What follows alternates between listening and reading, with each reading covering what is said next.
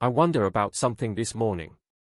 I suppose to myself an instance or scenario where I can tell one thing to a prisoner to help him or her, that is a prisoner of circumstance, of whatever sort, even a prisoner of the mind, so as to help them become free.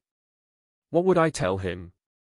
Such a limitation of scenario is of course ridiculous, and perhaps here the automatic impulse, or necessary thing, is to tell the person that we set ridiculous limitations to our thinking, scenarios which must be obeyed but which are fabricated by our own mind.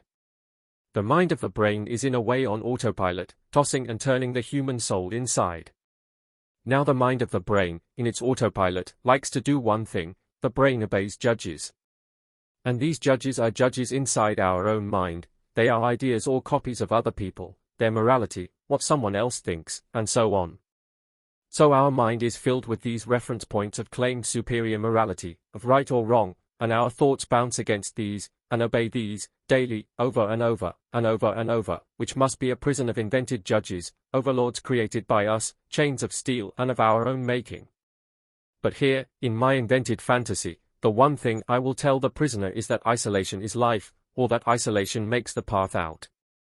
By the word isolation I do not mean physical seclusion.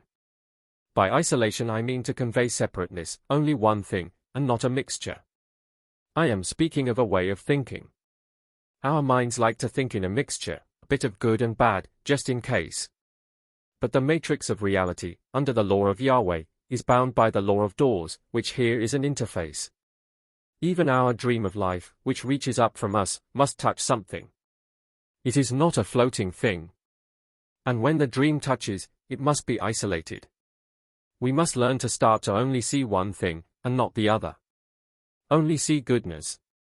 Only see our dreams. Only see possibilities. Only see rescue. Only see peace in our minds. Only see life. Only see beauty. Stop seeing the past. Let us not think in mixture, it confuses the creative field. And our minds do create, we can say, metaphorically at least, the mind is a quantum resonator which requires a singular vision, a singular seeing, and not a mixture. Why can't I go through this door, I ask? And God may say, because there is too much mixture, the door demands singleness and isolation of seeing. And I may say, I am not sure I like these doors of the cosmos. And God may say, the cosmos is bound by the laws of the Daleth, you can't sneak past the door. And I would say, this Daleth is a Hebrew letter. What does that mean? And God may say, the cosmos obeys the door of the process of Daleth. If you want to escape your circumstance, you must go through the door, you must knock or tap on the interface of the thing, and see only the thing, and see less of the other things. You can go anywhere. But you must touch the anywhere with your brain, head on. And I would say, what is this head on?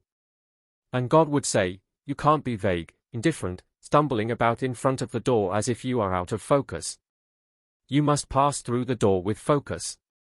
Forgetting all the judges in your brain.